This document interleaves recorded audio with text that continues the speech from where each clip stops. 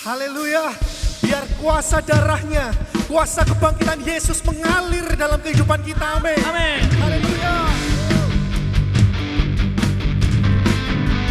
Pujikan bersama. Ada kuasa dalam darahnya, darah domba Allah. Ada kuasa dalam darahnya, darah anak domba Allah. Ada kuasa dalam darahnya, darah domba Allah. Ada kuasa dalam darahnya, darah anak domba Allah. Ada kuasa dalam darahnya, darah domba Allah.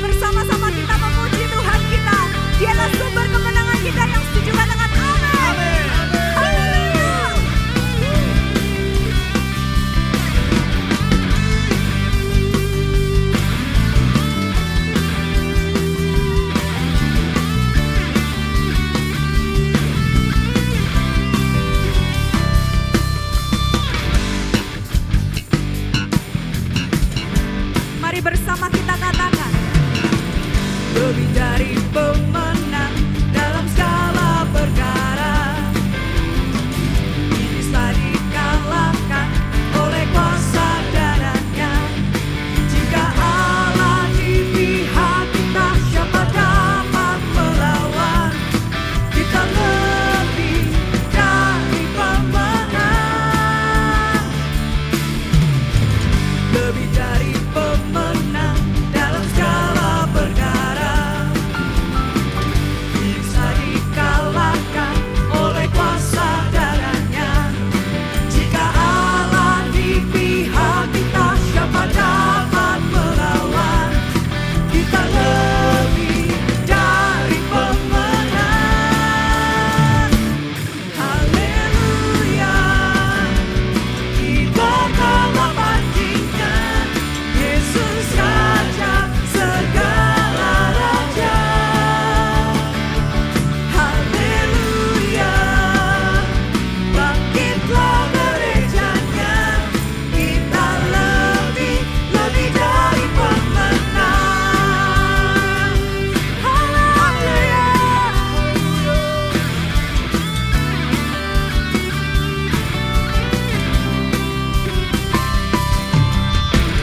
Lebih dari pemenang dalam segala perkara.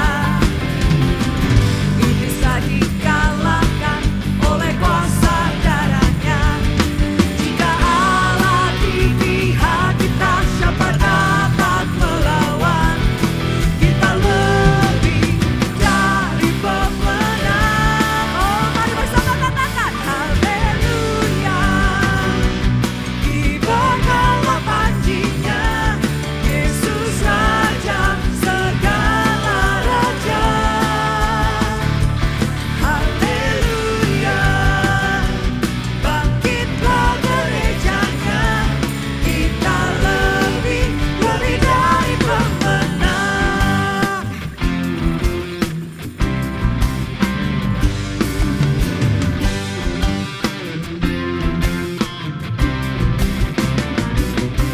Kita lebih dari pemenang.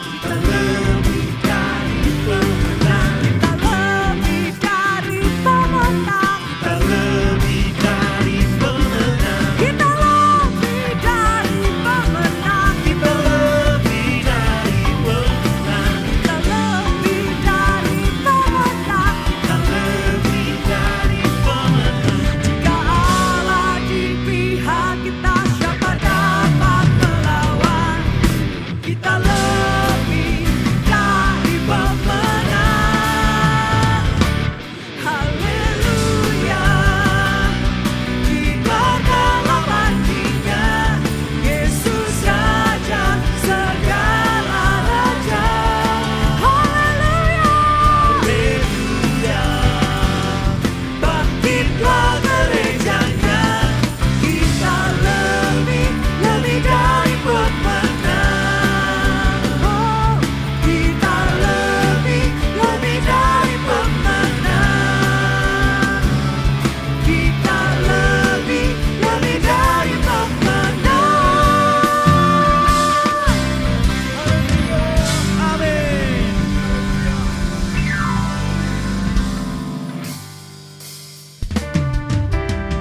Hanya Kau Yesus sumber kemenangan kami. Hanya Engkau Yesus sumber kekuatan dalam hidup kami. Terima kasih Tuhan.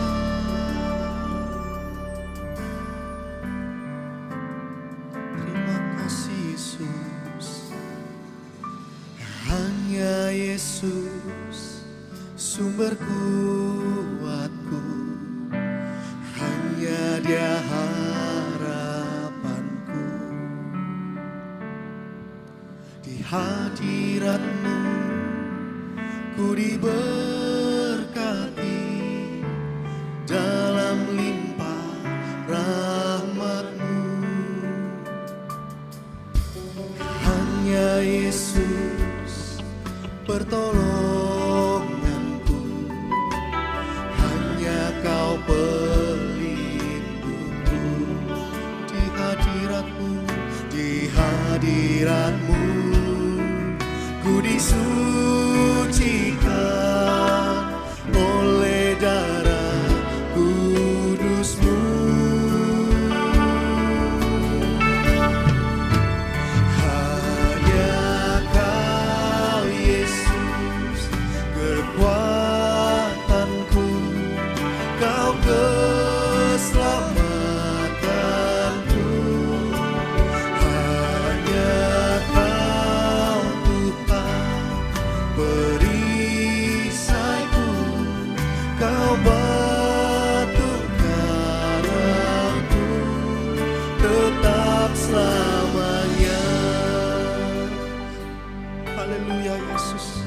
Pujikan bersama.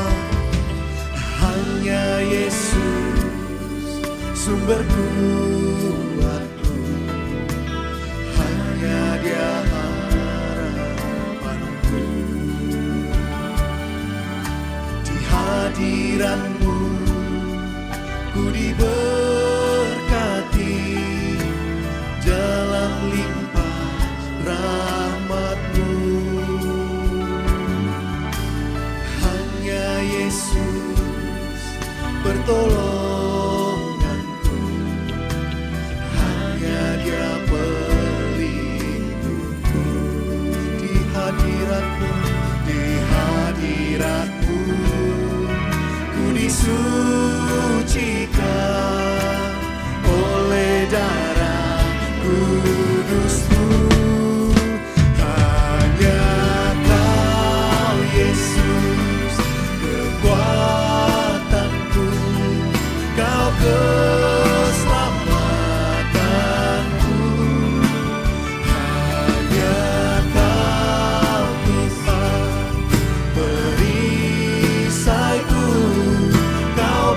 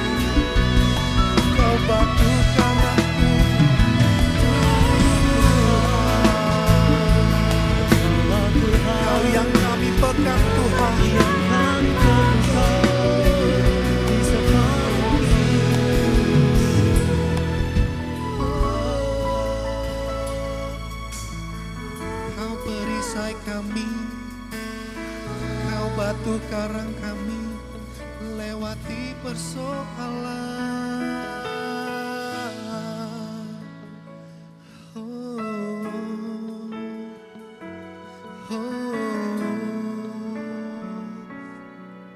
Kami mau percayakan hidup kami hanya ke dalam tangan-Mu Tuhan. Sebab Engkau Tuhan yang memegang hidup kami. Engkau Tuhan yang menuntun langkah kami dari masa ke musim-musim yang ada. Kami percaya janji-Mu Tuhan. Kami percaya firman-Mu. Tuhan, ku percaya tangan-Mu menjaga,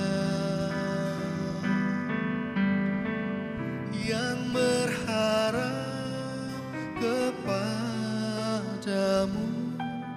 takkan Kau biarkan. Tuhan, ku percaya janji-Mu setia, janji-Mu setia. Amin. Tetap ku hidup bagi-Mu sampai selamanya. Mari dengan iman deklarasikan bersama. Tuhan, ku percaya tangan-Mu menjaga.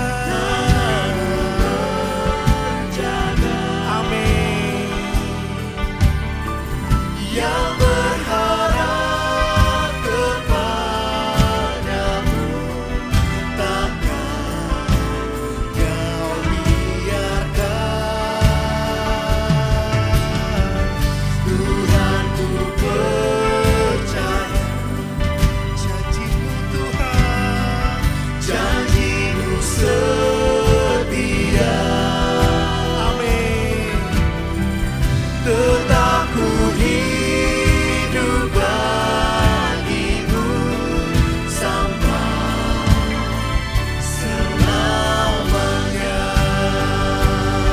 Mari sekali lagi dengan yakin dan percaya katakan, Tuhan, ku percaya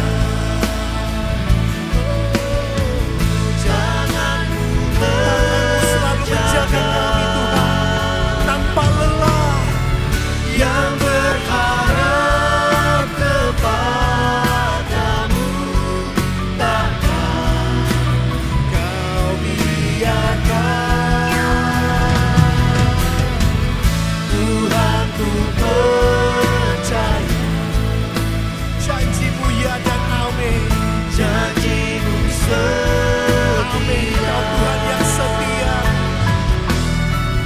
Tetap ku hidup bagi-Mu sampai selamanya. Tetap ku hidup bagi-Mu sampai selamanya. Tetap ku hidup bagi-Mu sampai.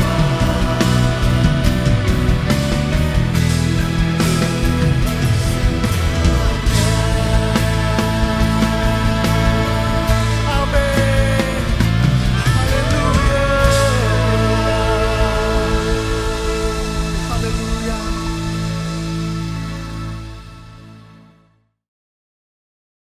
Puji nama Tuhan. Tetaplah kita percaya kepada Tuhan karena kita tahu janjinya setia dalam hidup kita. Dan tetaplah kita terus hidup bagi Dia untuk selama-lamanya. Seperti yang dikatakan di dalam Mazmur 37 ayat 5-6. Serahkanlah hidupmu kepada Tuhan dan percayalah kepadanya, dan Ia akan bertindak. Ia akan memunculkan kebenaranmu seperti terang dan hakmu seperti siang. Dan mari kita persiapkan persembahan kita. Dan sebelum kita menabur, mari kita berdoa. Terima kasih Bapa, bersyukur untuk hari yang baru yang Kau berikan bagi kami. Dan kami selalu bersyukur, kami selalu Kau pelihara, Kau jagai, Kau lindungi, Kau selalu memberikan kesehatan yang sempurna bagi kami. Dan sekarang tiba saatnya kami untuk menabur Bapa, Kau yang memberkati benih taburan ini, sehingga bisa berbuah berlipat kali ganda. Terima kasih Bapa, Kau sendiri yang memberkati kami, Kau sendiri yang menyertai kami Bapa. Terima kasih Tuhan Yesus, di dalam nama Tuhan Yesus kami telah berdoa, amin. Dan saudara bisa memberikan persembahan melalui platform yang ada di layar saudara. Dan sebentar lagi kita akan menyanyikan sebuah lagu mengatakan bahwa berserulah kepadanya, berserulah kepada Tuhan, karena kita tahu bahwa Tuhanlah satu-satunya penolong, satu-satunya yang dapat kita andalkan. Dan biarlah mulut kita terus memuji nama Tuhan sepanjang umur hidup kita. Selamat menikmati hadirat Tuhan dan Tuhan Yesus memberkati.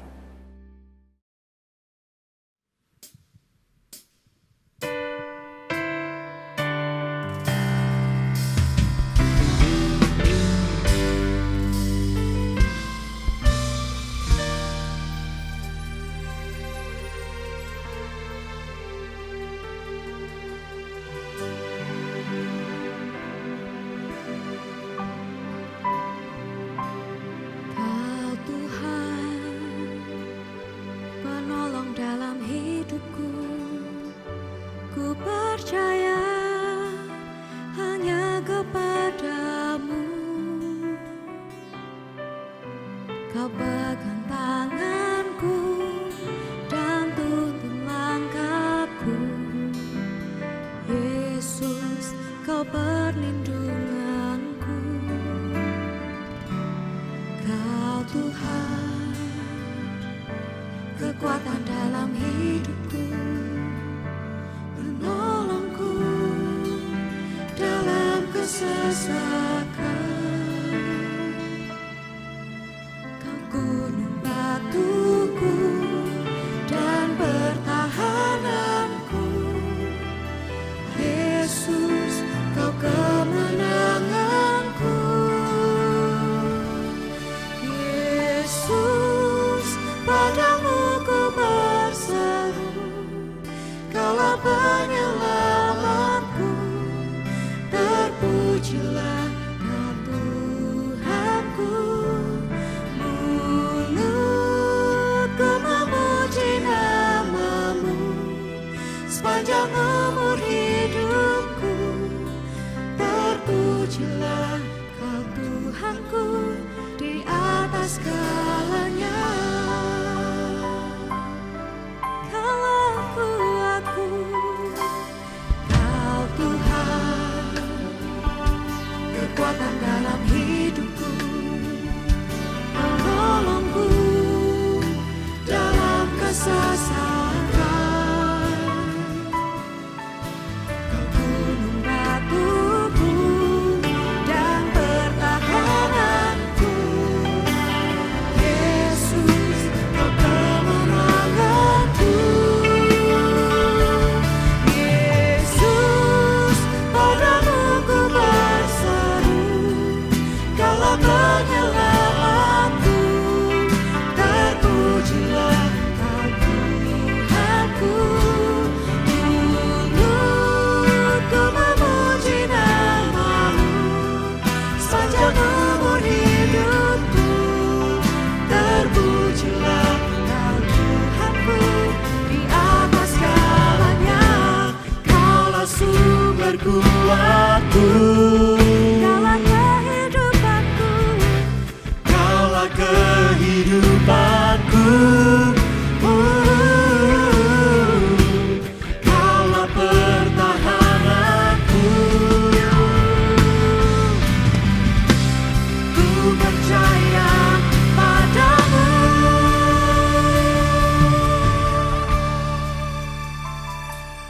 Yesus, padamu ku berseru, Kaulah penyelamatku.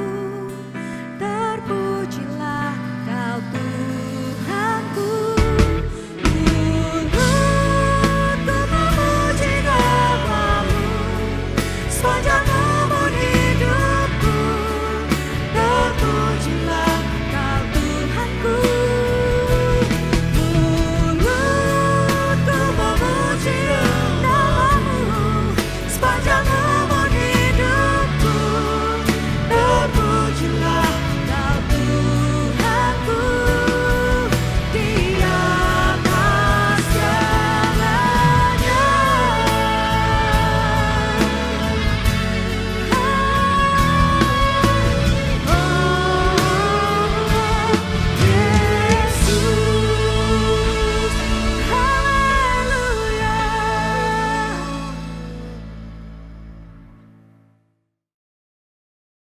Shalom, kita akan belajar tentang firman Tuhan.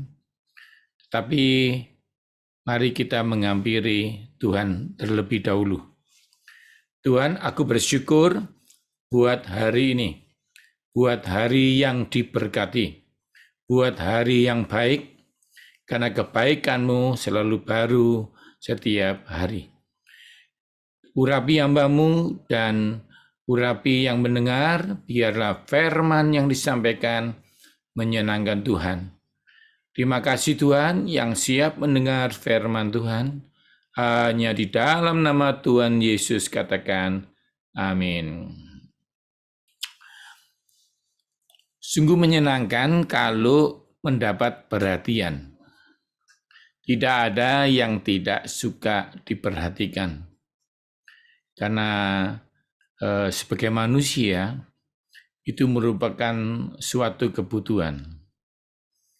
Diperhatikan kekasih bagi yang belum menikah, atau diperhatikan istri jika engkau pria yang sudah menikah, bahkan diperhatikan anak.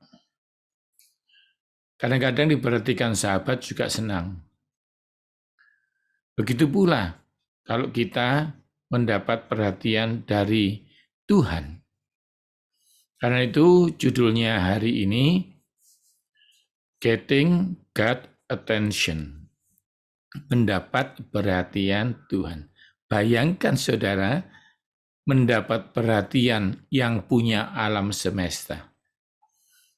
Maka akan terjadi firman Tuhan itu. Apa yang tidak pernah timbul di dalam hati, apa yang tidak pernah kita dengar, kita pasti akan dapat itu. Permasalahannya, di dalam hidup ini kadang-kadang banyak yang tidak kita pahami. Ingat, saya pernah mengajar. Memang banyak yang tidak kita pahami.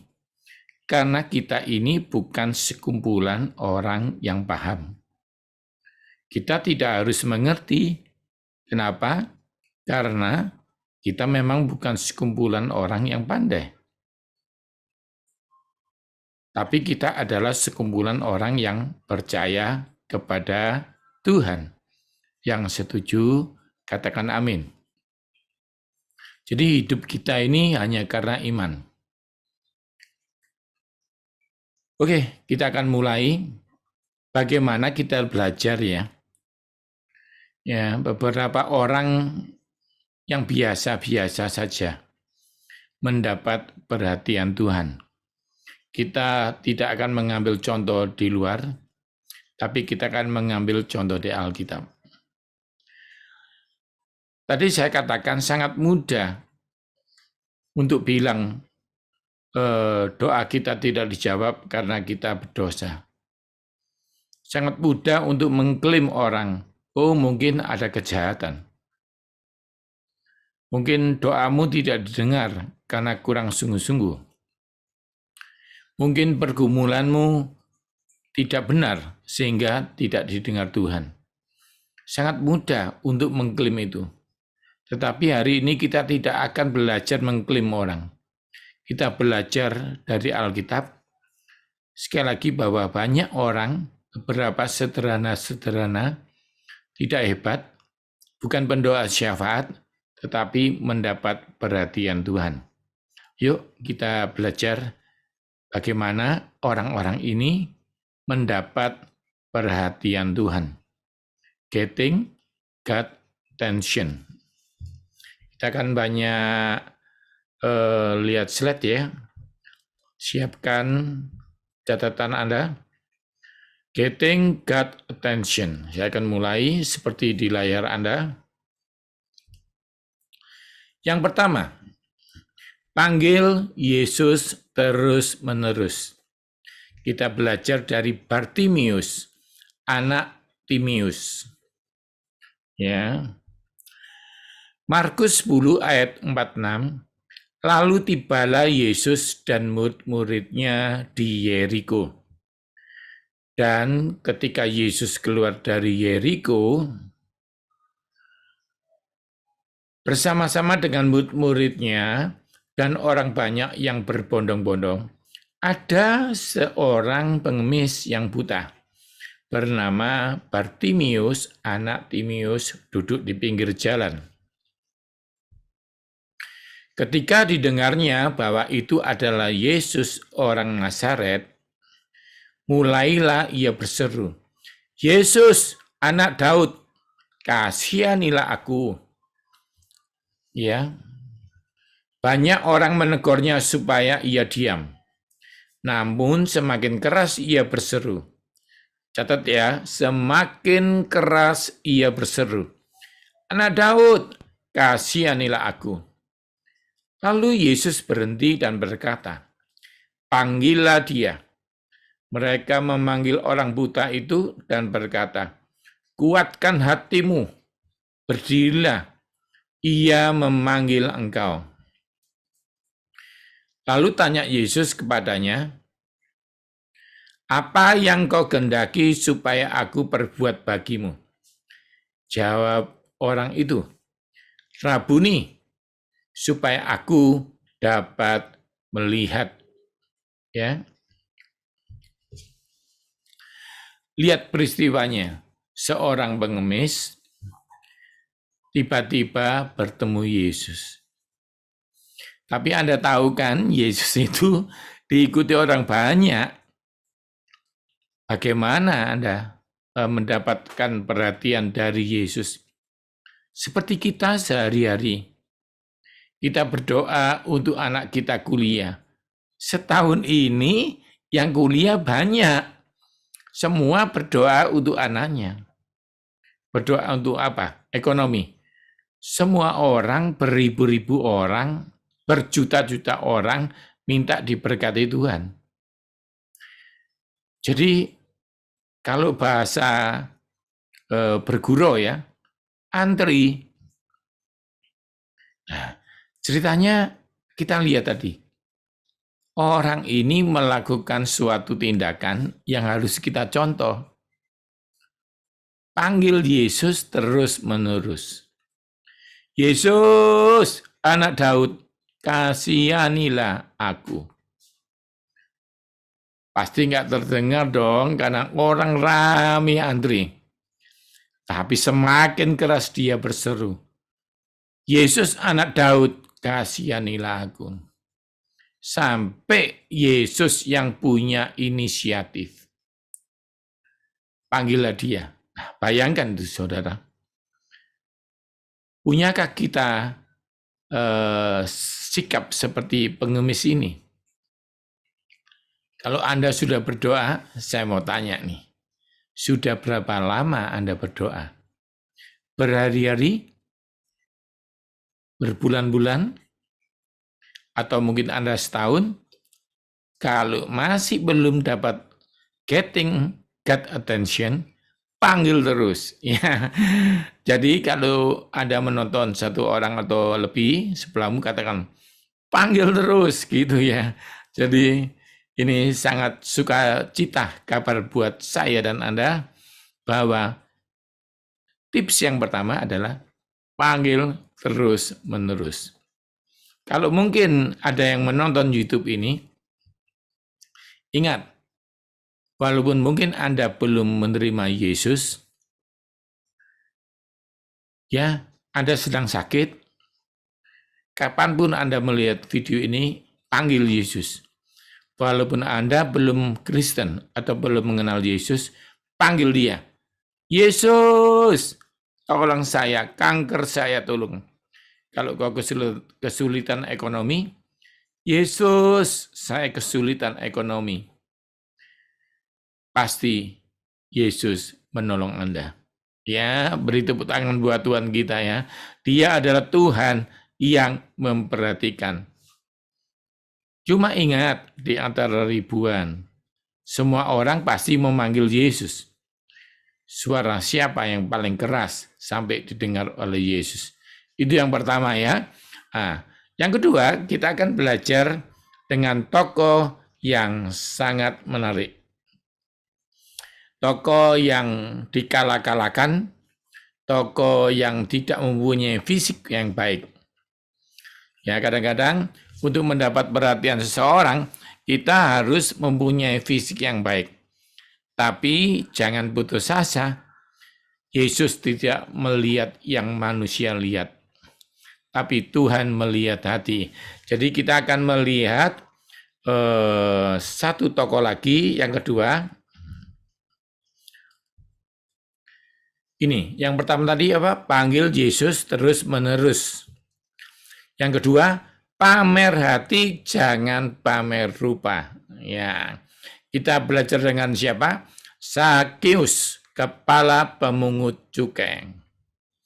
Yuk kita lihat firman Tuhan. Lukas 19 ayat 1 sampai 3. Yesus masuk ke kota Yeriko dan berjalan terus melintasi kota itu. Di situ ada seorang bernama Sakeus, kepala pemungut cukai. Dan ia seorang yang kaya. Ia berusaha untuk melihat orang apakah Yesus itu. Tetapi ia tidak berhasil karena orang banyak, sebab badannya pendek. Anda lihat ya gambarnya ya. Yang mana nih yang pendek? Ya, saya kasih lingkaran supaya Anda lihat yang pendek itu. Bayangkan, yang tinggi aja sulit mendapat perhatian Yesus. Apalagi yang pendek, berarti di luar pemandangan Yesus yang saat itu adalah sebagai manusia biasa. Tidak terlihat. Nah, ada lagu Sakeus, orang pendek. Bayangkan saudara, pendek sampai terkenal. Ya, kita lihat lanjutan ceritanya.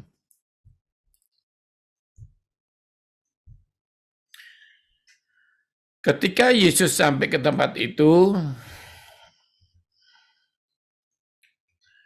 ia mengarah dan melihat ke atas. Jadi ceritanya, Sakeus naik pohon. Sakeus, segeralah turun, sebab hari ini aku menumpang di rumahmu. Lalu Sakeus turun dan menerima Yesus dengan sukacita. Tetapi semua orang yang melihat hal itu bersungut-sungut. Ia menumpang di rumah orang berdosa. Kalau nanti suatu ketika selesai pandemi Anda ke Israel, Anda akan diajak melihat satu pohon yang besar sekali. Berapa pelukan orang biasa ya, 3 atau 4 gitu ya. Besar dan tinggi. Dan pasti dia membutuhkan kekuatan hati untuk naik pohon itu. Karena dia orang yang dianggap jahat, tidak ada yang membantu. Kalau kita lihat dari ini aja, dia sudah berusaha keras. Jadi dia, waktu Yesus melewati pohon itu, tanpa kata-kata apapun, Yesus berhenti, lalu mengada di atas ya, Sakeus turun,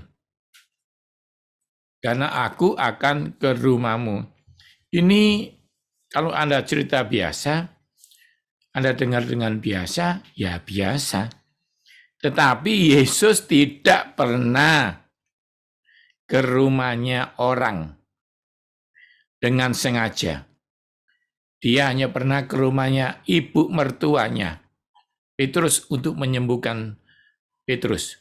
Itu pun karena muridnya yang dikasihi namanya Petrus. Hal lain paling dia ke Matius, rumahnya pemungut cukai. Ini kepalanya lagi yang lebih dianggap jahat, namanya Sakeus. Tiba-tiba dia bilang, aku akan ke rumahmu. Itu adalah bukti bahwa dia mendapat perhatian Tuhan, getting God attention. Mendapatkan perhatian, perlakuan istimewa dari Tuhan. Yang tadi pertama kita belajar pengemis dipanggil, mau apa kamu? Yang ini malah langsung, aku akan mampir ke rumahmu. Dan banyak yang tidak suka karena orang ini dianggap orang jahat. Kalau saudara peka, saudara ingat nggak? Ada juga orang kaya yang ketemu Yesus. ketemu Yesus. Kita lihat ya, ingat nggak orang kaya yang ketemu Yesus? Kita baca Markus 10 ayat 22 sampai 23. Orang kaya ini ceritanya pamer ya. Ya, dia pamer. Tapi dia begitu pamer menjalankan hukum perintah Allah, lalu Tuhan berkata kepadanya, "Jualah hartamu dan bagikan kepada orang-orang." Mendengar perkataan itu, ia menjadi kecewa, lalu pergi dengan sedih, sebab banyak hartanya. Jadi sama ya, Sakeus juga kaya, ini juga kaya. Lalu Yesus memandang murid-muridnya dan berkata, "Alangkah sukarnya orang beruang atau kaya masuk dalam kerajaan Allah." Beda dengan Sakeus, saudara. Anda lihat ya, perbandingannya ya. Ya, kita sambung ayat tadi. Tetapi Sakeus berdiri dan berkata kepada Tuhan, "Tuhan, setengah dari milikku akan kuberikan kepada orang miskin." Wow, Anda lihat kan perbedaannya? Dan sekiranya ada sesuatu yang kuperas dari seseorang, akan kukembalikan 4 kali lipat. Kalau kita ada waktu, kita hitung-hitungan ya, uangnya habis. Satu yang kaya kecewa, disuruh bagi sama orang miskin. Yang satu apa? Tidak diminta loh. Yesus itu tidak minta. Sakeus, aku akan ke rumahmu kalau kamu membagikan uangmu. Tetapi Sakeus punya inisiatif. Kenapa? Tuhan lihat hati. Karena itu tips kedua apa tadi? Kalau jangan pamer fisik sama Yesus, pamer hatimu. Jangan cerita besar-besar, muluk-muluk, janji, pakai hatimu. Saya yakin Tuhan melihat hati. Saat itu Sakeus sudah bilang, pokoknya, mungkin ini pikiran saya. Pokoknya kalau Yesus dari Nazaret itu mau ketemu aku, pokoknya aku akan membagikan uangku. Orang muda dan kaya itu tidak mudah membagikan uangnya, padahal orang baik.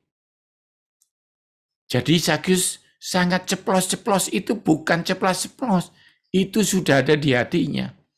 Kalau istilah kita, nasar. Halo, Anda mendengar saya? Mendengar inti khotbah ini? Ayo kita nasar yuk. Dalam hati kita yang sakit. Tuhan, kalau aku sakit, disembuhkan, aku akan memberikan hidupku untuk Tuhan. Mau Anda begitu? Kalau Anda kesulitan ekonomi, maukah berkata, Tuhan, kalau aku kembali dipulihkan ekonomiku, aku akan memberkati orang-orang. Itu cara paling gampang kedua ya. Yang pertama apa? Panggil terus-menerus. Lalu yang kedua, pamer hati, jangan pamer rupa. Ya, bagi yang sakit jangan putus asa. Tuhan, kalau Engkau pulihkan, pasti aku akan melayani Tuhan seumur hidupku. Nah, yang ketiga, tidak kepahitan. Kita belajar dengan orang lumpuh di kolam Bethesda. Banyak khotbah tentang ini ya. Ya, kita sudah sering dengar, tapi kita belajar dari sisi lain. Yohanes 5 ayat 5. Di situ ada seorang yang sudah 38 tahun lamanya. 38. Ketika Yesus melihat orang itu berbaring di situ, dan karena ia tahu bahwa ia telah lama dalam kondisi itu, ingat ya, Yesus Maha tahu. Berkatalah ia kepadanya, maukah engkau sembuh? Kata Yesus kepadanya, bangunlah, angkatlah tilammu dan berjalanlah. Dan pada saat itu juga sembuhlah orang itu lalu mengangkat tilamnya dan berjalan, tetapi hari itu hari Sabat. Banyak versi khotbah tentang orang lumpuh ini. Tapi saya akan mengangkat satu tema Yang mau tidak mau Anda harus akui bahwa Yesus menyembuhkan dia. Banyak yang menjelaskan bahwa orang ini malas, tidak mau merangkak, tidak mau bergeser. Tidak semudah itu, saudara. Mengklaim gampang. Untung Yesus kita tidak mengklaim. Kenapa kamu lumpuh? Tidak. Dia langsung bertanya, maukah kamu sembuh? Karena Yesus sudah tahu orang sakit tidak perlu ditanyai. Macam-macam. Dia ingin sembuh. Hitam di atas putih, Anda harus mengakui dan saya. Dia getting God attention. Ini ceritanya menarik, saudara. Coba Anda pelajari nanti lengkapnya ayatnya. Tidak ada orang yang disembuhkan di tempat itu selain orang ini. Bayangkan, biasanya Yesus kalau menyembuhkan, beramai-ramai disembuhkan banyak. Tetapi saat itu di kolam Bethesda ini, sampai dikatakan ada ayat yang mengatakan, orang ini tidak tahu siapa Yesus, karena Yesus langsung menghilang. Jadi hanya dia yang mendapat. Kalau bagi saya, analisa saya, dia tidak kepahitan. Bayangkan, lihat orang disembuhkan Tuhan di depan dia. Dia tidak pindah tempat, dia tetap di tempat ibadah itu. Di tempat kesembuhan itu. Udah untuk kepahitan melihat orang lain disembuhkan, dia belum. Mudah lihat kepahitan, lihat orang lain diberkati, kita belum. Tetapi orang ini memberi contoh, 38 tahun setia menunggu kesembuhan. Dan kesetiaan harganya mahal di hadapan Tuhan. Dan dia saat itu, banyak orang minta disembuhkan Yesus, tapi orang ini mendapat perhatian khusus. Saudara, sudah berapa lama Anda sakit? Tetaplah setia mengharapkan kesembuhan, karena itu salah satu cara. Yang ketiga, getting God attention, atau mendapat perhatian Tuhan. Semoga Anda diberkati ya dengan kesaksian ini. Yang terakhir,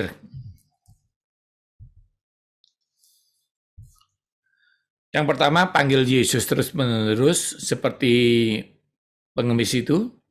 Lalu pamer hati, jangan pamer rupa. Ayo bernasar seperti Sakeus.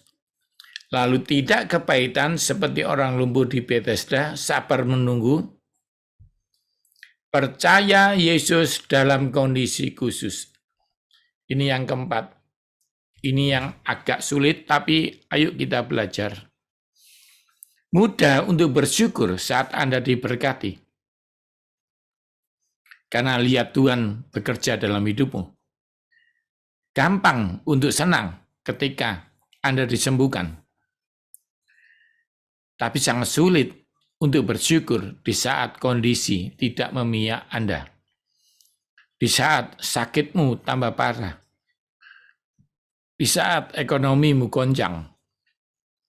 Mudah untuk berkeluh kesah. Masihkah engkau menganggap Yesus hebat? Ini ceritanya kita akan belajar. Waktu Yesus disalib, muridnya pergi semua. Mudah meninggalkan Yesus, memang. Waktu Yesus tidak terlihat menolong Anda. Tapi hari ini kita belajar. Untuk mendapat perhatian Yesus, Anda harus berani tunjukkan sesuatu. Dalam kondisi duka pun, susah, sakit, tertekan, masihkah Anda menganggap Yesus hebat? Bisakah Anda di dalam kesulitan ekonomi masih menganggap Dia Yehova Jireh, Allah yang menyediakan?